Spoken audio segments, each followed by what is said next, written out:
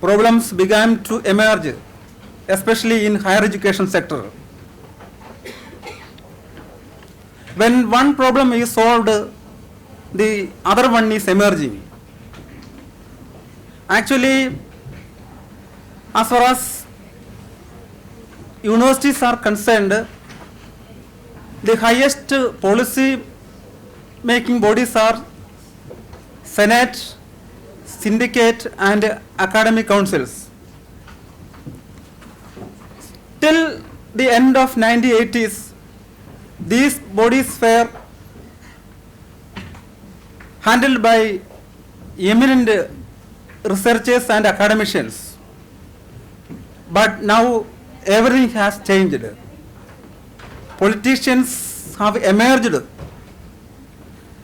in these academic bodies and they are taking decisions and compelling those decisions to be implemented.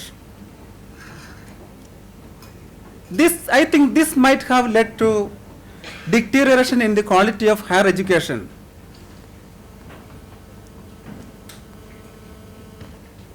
I think the three papers will focus serious issues faced by the higher education sector in Kerala and India. The first presentation is by Sri Rajilan MC. He will present his paper on higher education and employability in India, the road less travelled. I invite Sri Rajilan MC to present the paper. Good afternoon.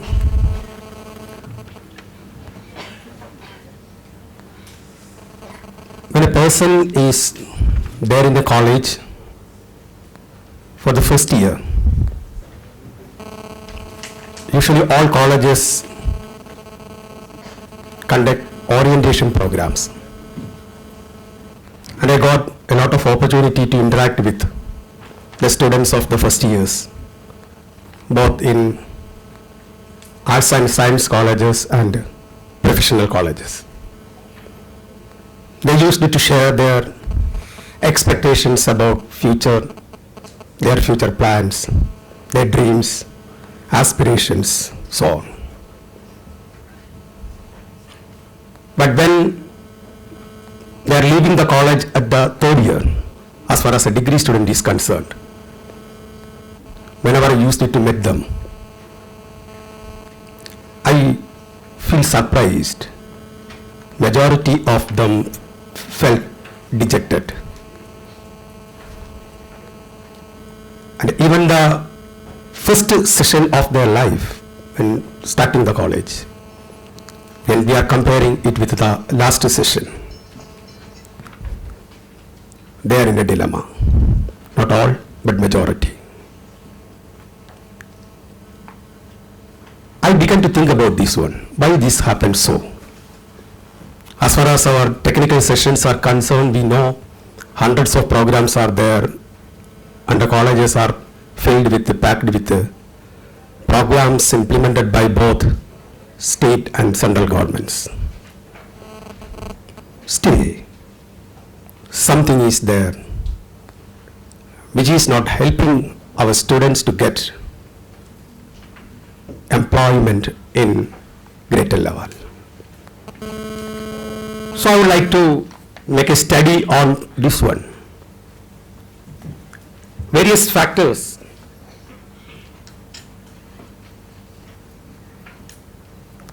determine the employability skills.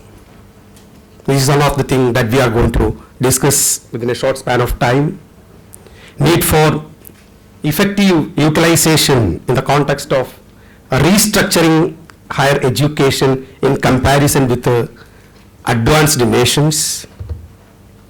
And last one, but the most important one, the common employability skills required and measures suggested to increase the employability in the changing labor market scenario. The survey of the Higher Education Department, Ministry of Human Resource Development, they are planning to give training programs for 500 million people by 2022. So many plans are there. Since India is the youngest nation, 54% of the total population is below the age group of 25. The government is implementing Make India, Skill India,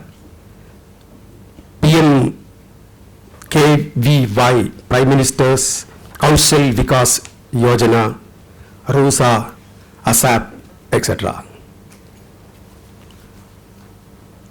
But when we are analyzing the implementation part and the result part,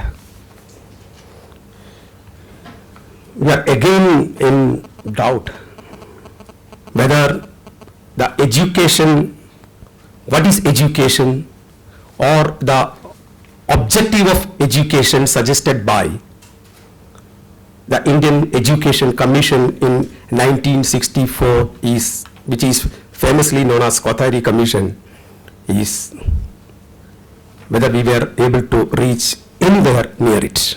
Because they suggested, or the Kothari Commission suggested, the education, the meaning of education is it should increase productivity, social and national integration, accelerating the process of modernization, and developing social, moral, and spiritual values. This is the holistic approach towards education.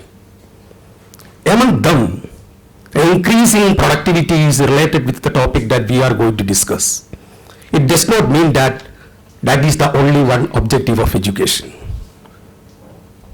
Education is for the overall development, the personality of a person.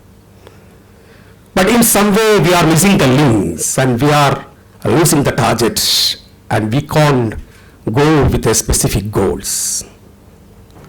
That is more evident while we are emphasizing on the World Declaration of Higher Education 1998, and it gives or explains education as all type of studies. The next two words are more important: training or training for research, are at the post-secondary level provided by universities or other educational establishments. It's going on, but the most relevant part is this one. So education is all type of studies with the training and training on research also. Then when we are comparing, we are linking with the productivity and the training and training on research. The word employability is coming in front of us. And we can just look what is this word employability means. Because in this world, we were talking about unemployment in the earlier ages. And tomorrow we are going to talk about non-employable persons. And as far as Kerala is concerned, the most literate, as Sir previously told, we are in the far front for quantity education. So how we are explaining this employability? Employability of a student or a person, it is a set of achievements in life, the skills or understanding and personal attributes. A person's understanding, achievements in life, various skills, that skills covers both soft skills and hard skills. That skills, understanding and personal attributes design how they are going to get education or how they are going to be employed. In simple way, we can tell employability is about being capable of getting and keeping, fulfilling work. Simple way. So for that, the students need certain interrelated competencies for employability. And we can categorize them in two ways. One is from a student's academic performance and engagement in studies, confidence in skill, abilities and understanding and attributes, then the ambition of the student. And the next part is the status of the credibility of the student's field of study and awareness of the market in the extended labor market.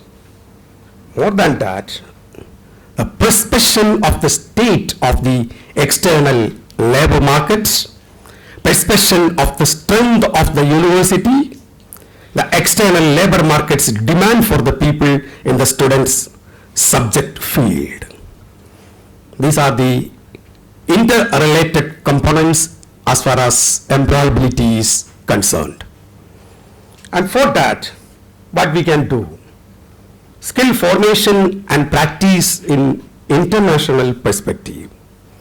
We are comparing three nations which give a comprehensive system, which are systematically planned, and occasionally education is clearly mingled with or joined with the education system from the classrooms from the very lower class. These three nations are Germany, Australia and China. And the similarities that I told you, it is they are following a comprehensive system. The system integrates workload, is work-based and score-based learning. And they are imparting quality training from the school days itself. The students are getting opportunity to interact with the industry from their school days itself. And it gives them the flexibility to select their jobs, and they can be more productive in their areas in which they are selecting. And we were discussing about the funding and fundraisers and different areas in which we can find out fund. And these three nations, even though they have some similarities in the functioning, the fund, how they produce fund is entirely different way, and we are fortunate have the freedom to select any one of them because three of them are entirely different from, in Germany, they are well-resourced combination of public and private funding. In Australia, the federal fund by the federal and regional governments and even the individuals are giving contribution to the government for maintaining employability skill training programs. And as far as China is concerned, it is entirely different picture that we are getting, which we can even do here because our local self-governments are more powerful than that of anyone in the world. And the local governments in China is contributing 89% of the fund for skill development. And 1.5% of the payroll of each entrepreneur should be given to the in-service training for their employees. And if they are not ready to do this one, they have to pay that to the training for adult. They have to pay to the government. These are the systems that the developed countries or the countries in which skill development has succeeded in their goals. And as far as India is concerned, the detailed threats are given in my detailed paper there, so I am just avoiding the threats due to the lack of time. And I am just approaching them, what we can do, because more than analyzing the problem, how we can solve them. Number one is we need more pragmatic and result-oriented strategies, learning by doing, and awareness programs. Even the parents, the teachers, the students, industry, even the trainers. As far as ASAP is concerned, I feel the trainers of ASAP need more training, better training, how to conduct the training. Otherwise, they are misusing, majority of the trainers they are misusing the word training without knowing what training is. That is the pathetic situation that we are facing as far as training is concerned. If anybody is here, yes, please excuse me. So, need of a well-defined institutional mechanism for training. And the second part, a creation of adequate volume of training infrastructure to cater the ever expanding need of the market, job market from time to time. Because there is no hard and fast rule and there is no hard and fast employability skill, because it is changed from nation to nation, culture to culture, time to time, and job to job. And we can't say these are the employability skills that you should learn. If the country is changed, the system of Australia is not there in the system of Singapore, and the system of Singapore is not applicable to system of India. As far as the country is changing, the system is changing, the culture is changing, the employability skill is also changing. But there are certain skills, especially I was telling about two types of skills, the hard skill and soft skill. And as far as soft skills are concerned, there are certain skills which are universally accepted by all the industry people, educationalists, even philosophers, and anybody who is interested in creating such things. And we are approaching them from the micro level. We call it in different terms, but we can call it by soft skills or the skills which are having universal acceptance. And our training procedure should be changed even from the college level. We should concentrate on soft skills training based on these aspects, because these aspects are the universally accepted aspects of giving training to students. It's social intelligence, social intelligence quotient and emotional intelligence quotient, effective communication skill which is lacked by majority of the students as far as Kerala is concerned, and creative thinking capacity, critical thinking and emotional skill, cognitive management skill, problem solving skill.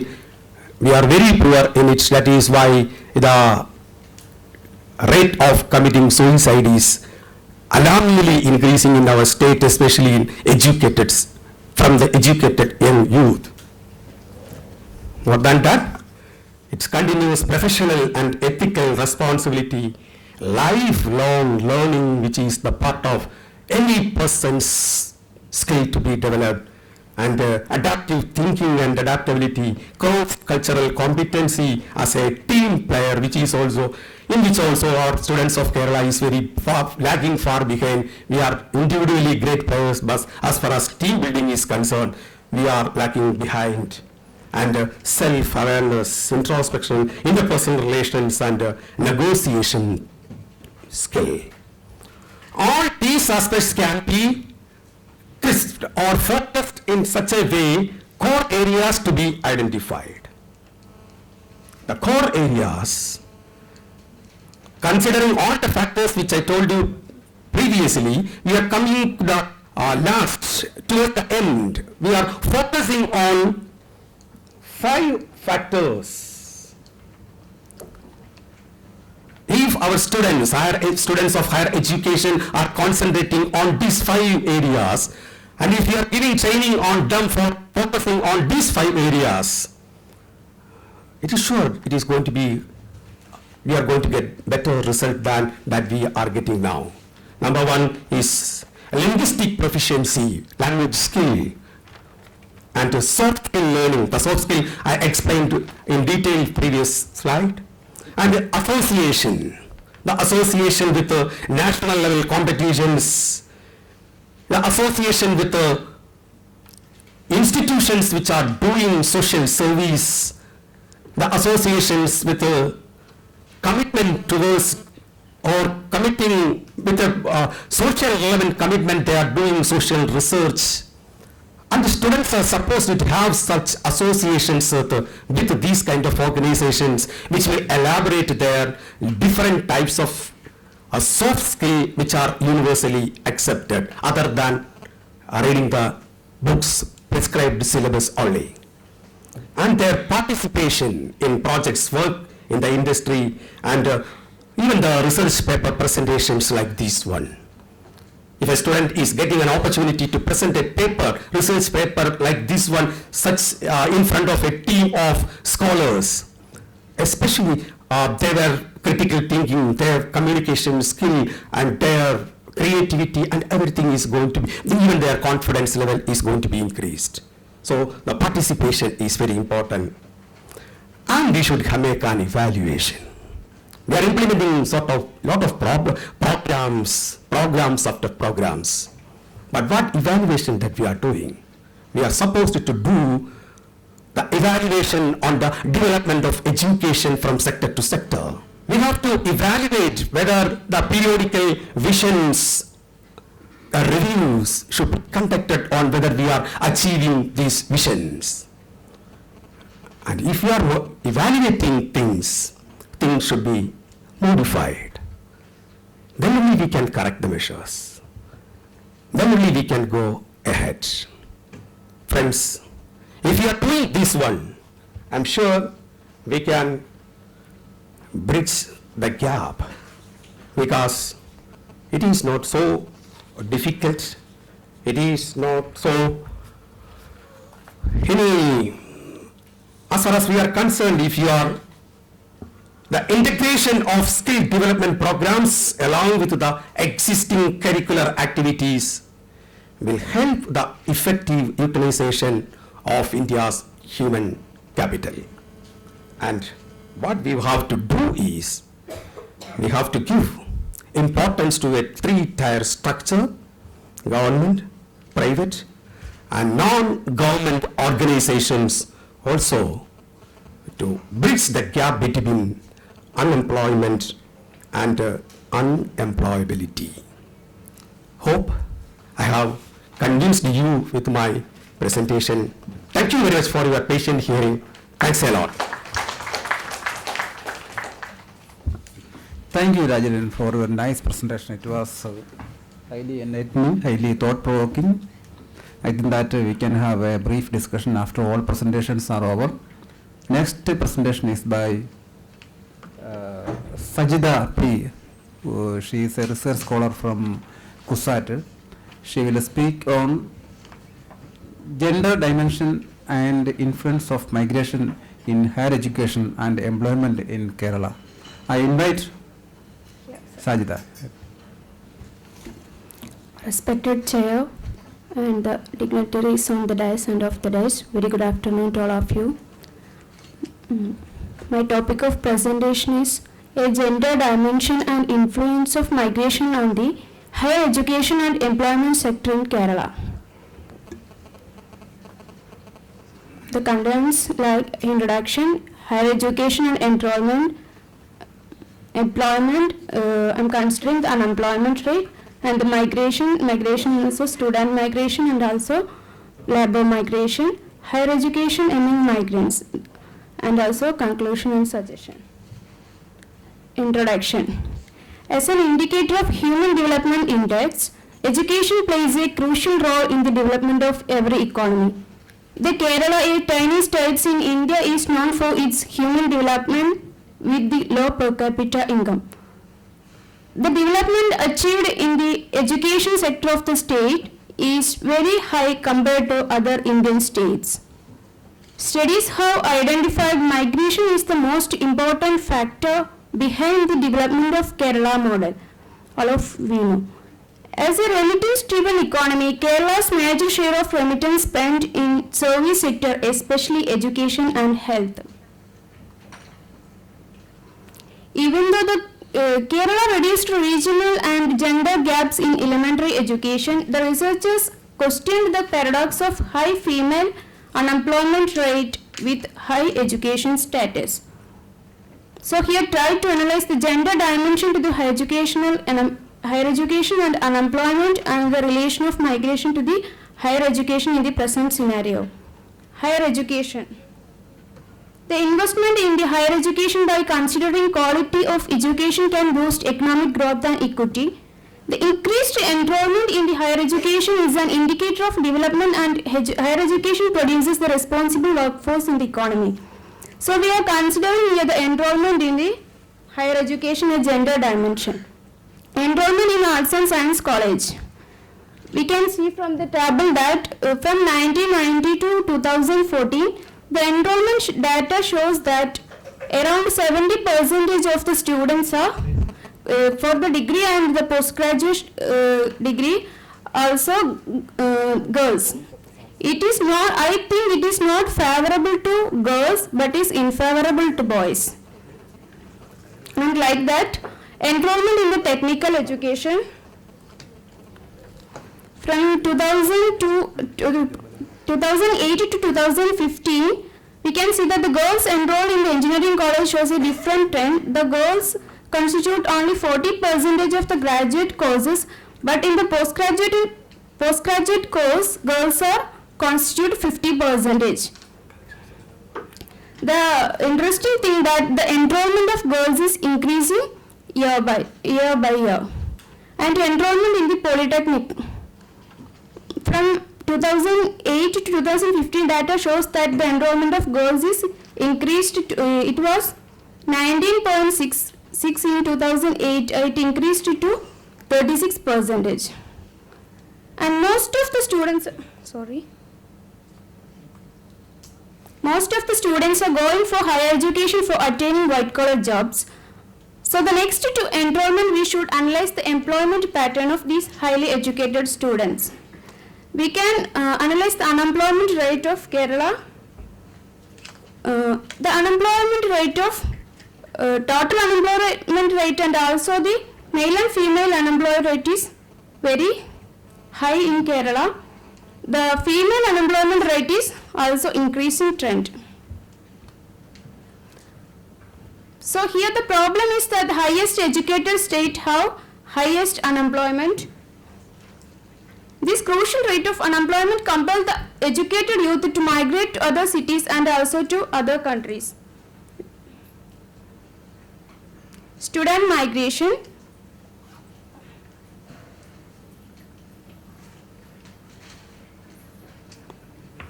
In 1998, number of students migrated are only 99,000, but in 2008 it increased to 2,41,000, and also it increased in 2014 up to 3 lakh.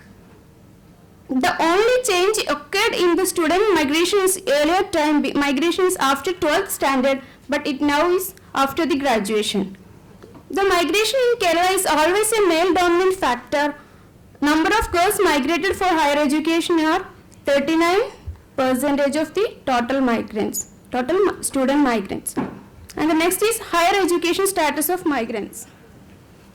The higher education status of general population increased, whereas the higher education status of immigrants shows an high increasing trend.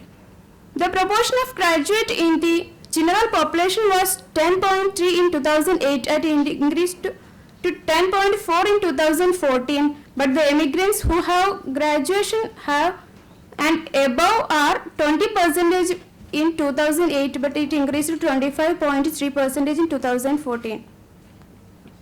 So the conclusion that from the analysis it is clear that enrollment of girls increased in higher education, but the unemployment rate is continues as a paradox.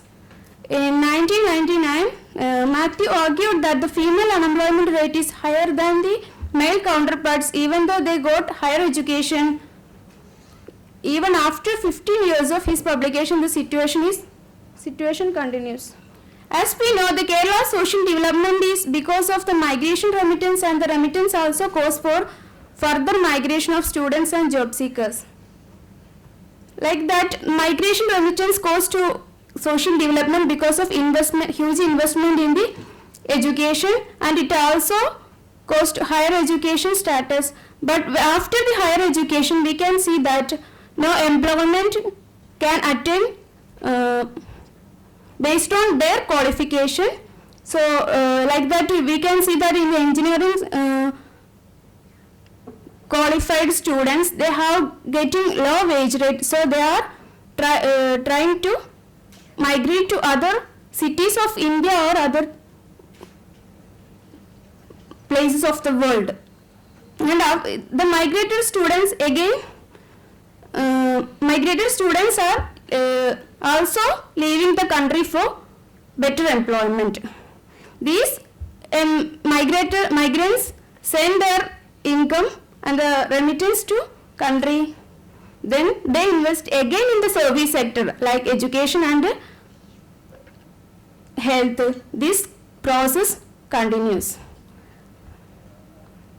Suggestion that though the remittance are the major share of state net domestic product, 36%, around 71,142 crores are estimated in 2014. So, proper utilization of these huge remittance for the employment generation activities in service sector can decrease the unemployment rate of both males and female.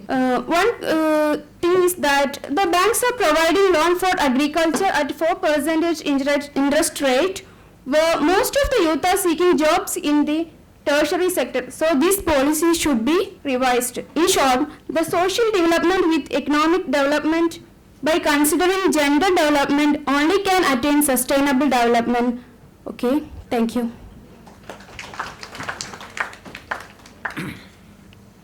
Thank you, Sajida, for highly informative presentation.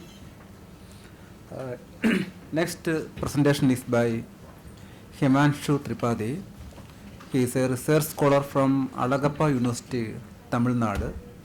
He will present his paper on his undergraduate course, a tool to enhance quality of higher education in Kerala. I welcome Himanshu Tripathi for presentation. घर फिरदौस बर रोए ज़मी अस्त हमी अस्तो हमी अस्तो हमी अस्तो. This was the line actually said by Persian poet Amir Khusro about Kashmir. I went to Kerala in December. I am in Kerala since December 2014, and this is actually my feeling for this state, that if there is any heaven in India, it is in Kerala.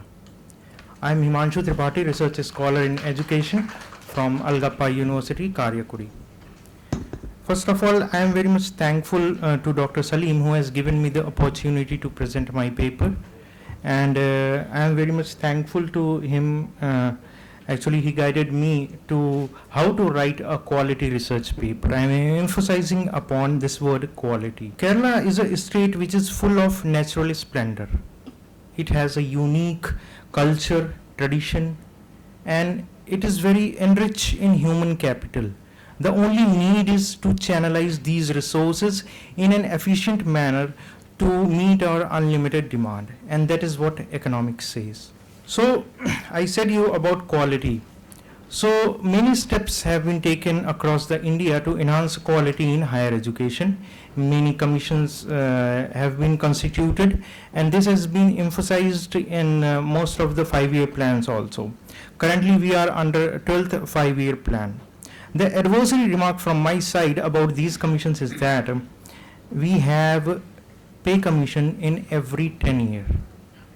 We even go on the road, we do hunger strike if we are not at all satisfied with the pay commission. Still, there are some corners upon which government is thinking in the pay commission, but we never come outside if we have some good suggestions with respect to quality education or with respect to any educational policy. If I am confining my study to Kerala state, with respect to the Kerala higher education, the last policy which was formulated in 2012 under the committee which was constituted under Professor J.A.K. Tareen. He is a Padma Shri recipient and ex-former Vice Chancellor of Central University of Pondicherry. He has given, or his whole report has covered the 3 tripods: access, equity and quality. So in quality he has emphasized upon one point, that is to enhance the quality of degree course and to generate potential for the employment. There should be restructure at the UG level and that should be integrated to the PG programs in all the subject. That is to start 4-year honors degree course which is recognized globally for admission to MS and PhD programs abroad. Moreover, these are the programs which are preferred by the employers also. So upon the recommendations of these committee, Kerala State Planning Board, they recommended to introduce the degree honors program in the 4 government colleges on 12th of December 2012. That is in Women's College Thiruvananthapuram BA honors course, Maharaja College Ernakulam BA honors economics course, Victoria College Palakkad BCom honors, and Brennan College Thelasheri BSc honors course in mathematics. So obviously my objective is to study the effectiveness of this course in terms of quality. So for the study, I took 2 hypotheses, that there is no significant difference in the achievement of the scores of students from the English general course as well as honors course, and there is no significant difference in the communication skills in students from English general course and honors course. Apart from this, that these are not only the 2 hypotheses upon which this research is based, I adopted the methodology in which I will tell you about the tools also and other methods also. So as a participant or sample, we selected 20 final year students from the BA general course and 20 students from the BA honors course out of 24 students. The intake is 30 students in the whole course, but till 2016 or we can say 2015-16, in the final year there were only 24 students. This year there are 32 students, 2 are from the sports quota. And the tools what we applied upon the sample is achievement test, and we conducted a communication skill in which we this was conducted orally, where we allowed them to speak openly upon social issues. There was an extempore competition. Later we divided them into the tutorials for conduct of the group discussion, and they were also given a chance to script a play and to act upon that play. That's how we conducted the test for the communication skills. Later on we conducted an open discussion with the students as well as the teachers, in which actually we want to know about their insight about the course, the constraints they faced during the course. So actually the time is very short. In my study or in my research paper, actually it is a very deep study that I did, in which I did a comparative study about and the comparison of their course, the BA general course as well as the BA honors course, the administrative part, the admission, the number of the teachers, intake, and the syllabus. And there is also a comparative study that I did upon the assessment of both in both the courses, that is in BA general course as well as the BA honors course. And this is the scores of the achievement test what we conducted upon the sample, in which in general English course they scored 60.4%, whereas in English course they scored 70.5%.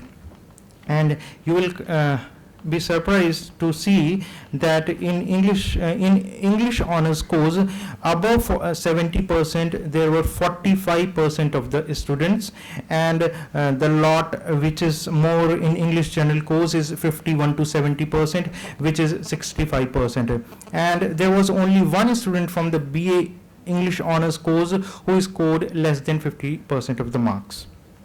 This is the graphical representation. If we will scatter the number of the students against the tally of the marks scored, this is the graphical representation in terms of a cumulative frequency, the ogive curve.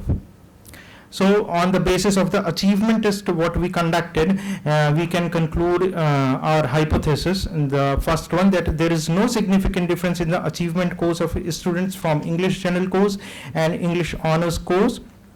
So the t value is 2.77, which is more at both the levels at that is 0.01 and 0.05. So it is significant in both the levels, and we have rejected the null hypothesis, and we can say that there is significant difference in the achievement scores of the students from English general course as well as English honors course. And from the meaning value we can analyze that the honors English course students performed better than those in the English general course.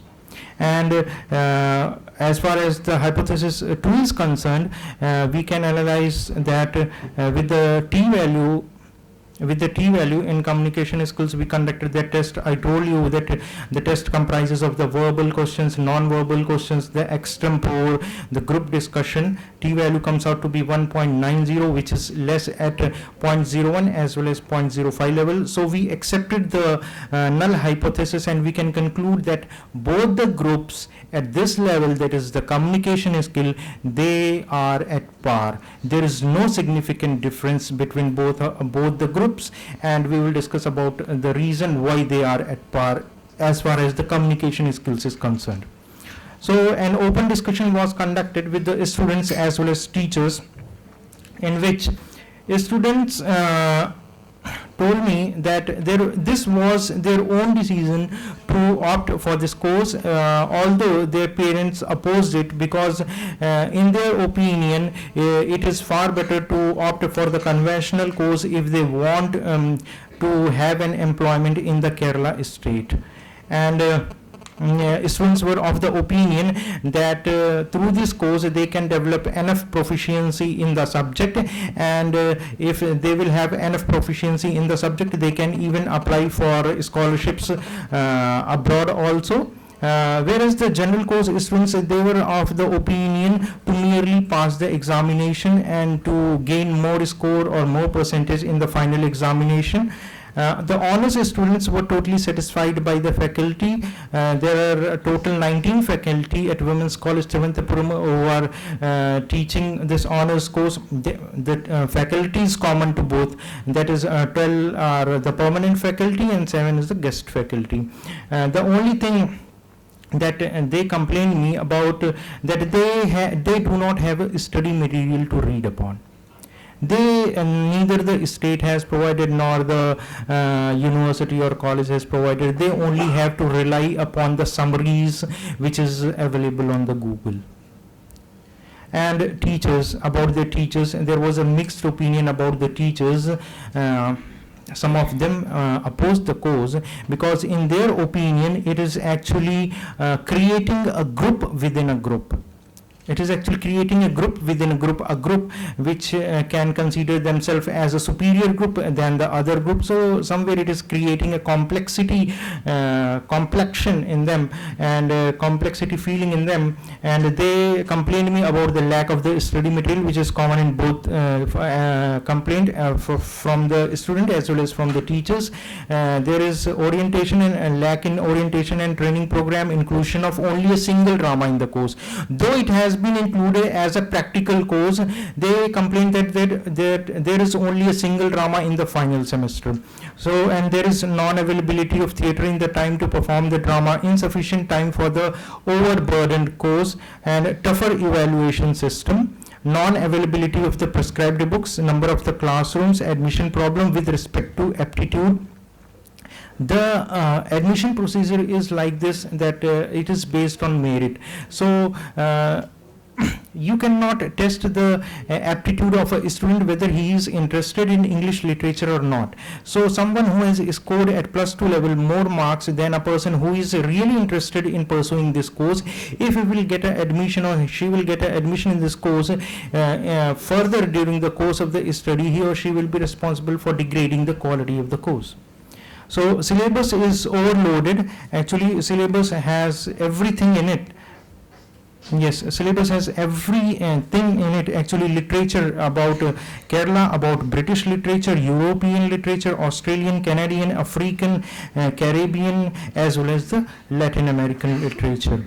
And there is a difficulty in securing admission for MA course. This is actually in reference to Kerala state, because when these students are applying for pursuing MA course in Kerala University or other university located in Kerala, the admission is based upon merit. Admission is based upon merit, what the marks they secured in undergraduate level. So the students from BA General English, they are securing more marks than these students BA Honours course, because the evaluation system at BA General English is somewhat liberal than the BA Honours course, because in BA Honours course the question paper, it is only based on the subjective questions, and this one BA General English has some objective questions also, so they score more marks than the BA Honours course students. So the conclusion is that the Honours course students are better performance than the students from the general course. But as far as the communication skills is concerned, they are at the same platform. Reason being, they are, though the course is a practical course, they should have been given more exposure to the drama. There is only one single drama, and they have been allotted very less time to perform these drama at the theatre. So they have suggested me that I should project this point, that the course should be restructured and there should be at least one drama in each semester, so that they should have a practical exposure to these dramas, and their communication skills will be improved in the due course of time. And the basis of admission, I told you, it never reflects the students of the interest of the students in the specialized courses. So disinterested students, they got admission and they further degrade the quality of this course. So recommendations from my side as well as from the Department of English Women's College Thiruvananthapuram is to make the course more effective. Admission should be based on the entrance test, which should include aptitude test also. The time period for the course should be extended to 4 years. This is, I really support this point. Reason being, because you have so much of stuff, you have so much of meat in the course, that when you will be admitted to the MA course, there is nothing for you to study. There is nothing for you, okay sir, there is nothing for you to study in the MA course. And the literature, you have everything, the literature of America, of Latin America, of Europe, and in Asia the only literature is about India. There is no literature outside the India, of Asian literature outside the India.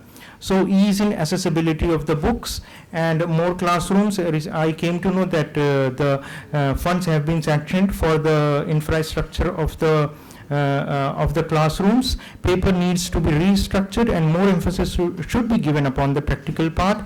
Honours students should either be given some weightage in the PG admission or have a few MA seats reserved for them in a few colleges. I will tell you the practical story. I will take just 1 minute, sir. Out of those 24 students, 12 got selected across the country in the central universities for pursuing PG courses, but the rest 12 are nowhere. The rest 12 are nowhere because they failed to get even a seat in Kerala State also. So I can say that Honours course has made a positive impact on the achievement of the learner, largely due to the exhaustive course structure, but it will take another 6 years, 2 more batches, to bring desired changes in the terminal behavior of the students in achieving the instructional objectives. Thank you very much. Thank you, Tripadi, for your very nice presentation in which you have presented a lot of issues. I think that all the 3 presentations are over. Now we can have a very brief discussion on the papers presented here. So I request you to ask questions if you have. Okay. My question is to Sajida. Since the title of your paper is A Gender Dimension and Influence of Migration in Higher Education and Employment Sector, throughout your presentation you said that there is higher female unemployment, right? But nowhere you mentioned about the voluntary female unemployment that is being witnessed in Kerala. because once you accept the notion of voluntary female unemployment, then even higher, investment into higher education or employment generation cannot change the track of gendered philosophies that is prevalent in the labor market right now. And there is enormous literature on that with Carly Rivers' work, the Catalyst work, so many works are there about this particular thing, and nowhere you have mentioned about this, because the presentation makes it appear like all the women in Kerala after education they search for job and they never got the job. The fact is that they might be searching for the job. I'm telling that with the empirical justification which I can quote from the studies. Everywhere throughout Kerala there is... Dear participant, you ask a specific question. The question is this: why you didn't mention about the voluntary female unemployment in Kerala? Because there are so many works on it. It's okay. I have a question. Okay. So my first question is to Sajida madam. See, when you mention about student migration, can you be specific whether what kind of migration you are specifying, whether it is inter-regional, interstate or international migration? And also, as your paper has dealt with gender dimensions, can you say that migration of higher education, whether it is been higher for male or females? And my last question is to Himanshu sir. Sir, in your recommendations, you have held that the honors course. I know that the syllabus is very vast and the time frame should be 4 years. Sir, but sir, in 2013 for Delhi there was 4-year honors course was introduced in 2013. But in the towards the middle of the program, it was dropped following student agitation, because earlier they were able to get a honors course with 3-year duration. Now when it raised to 4 years, they started strike. So how far it is feasible, especially in case of Kerala? Thank you. Any other questions? It's okay, you can. The question is regarding voluntarily unemployment, right? We can see that another paradox that women are not ready to participate in the workforce. That is the reality. I have one paper about that, labor force participation and high education enrollment. The reason behind that, I just got some, my research is also on that area. That's why I am talking about that. Not the education is the factor behind the labor force participation. Other factors, we can see that from the CDS one paper, family structure and migration also the factor, male migration also the factor behind the low participation of women, and also the marriage and the culture of Kerala. Some religious factors also influencing that. I think that's the answer for your question. Okay. Next is that student migration is mostly from Kerala is inter-regional, that is from Kerala to Tamil Nadu and other states of India. Less are to other countries. The gender migration of student migration of gender is male dominated. Around 60% of the student migrants are males. Okay, thank you.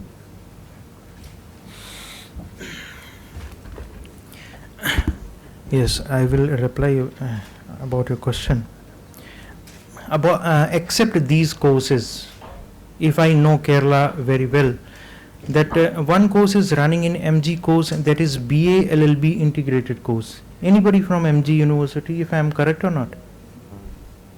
Yes, it is there. It is there. So, please, ma'am, 2 students, I am actually suggesting you don't confine you to some state or like this. Think broader and excel yourself towards.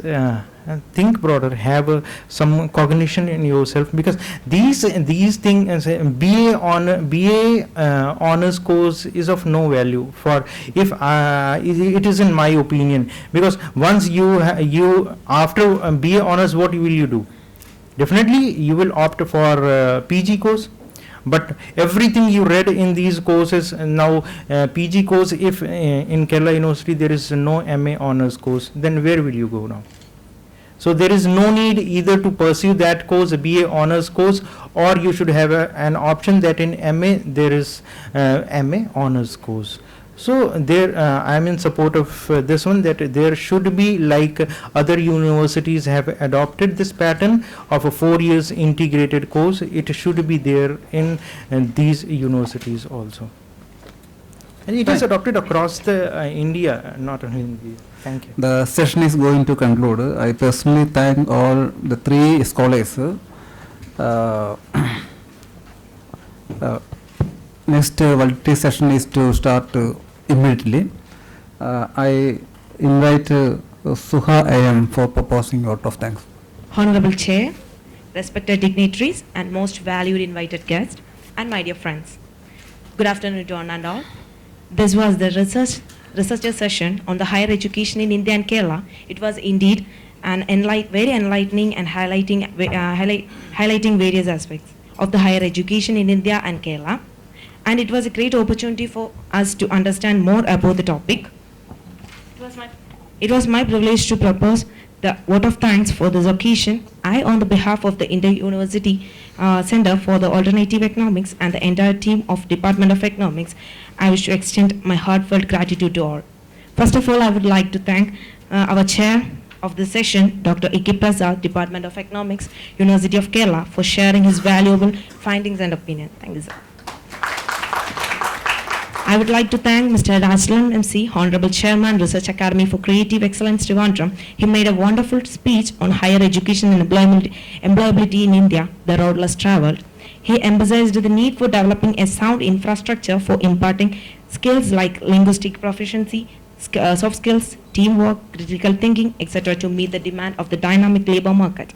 Next, I want to extend our gratitude to Ms. Sajida P, Research Scholar, Cochin University of Science and Technology, Cochin, Kerala, who has made the presentation on the gender dimensions and influence of migration in higher education and employment in Kerala. She highlighted the paradox of the higher education rate and higher unemployment of women in Kerala, which is in fact has to be discussed.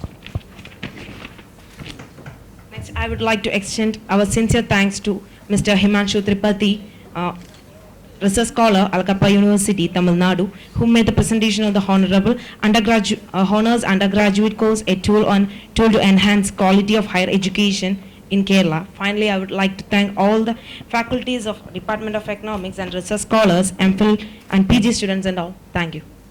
Okay, session is over.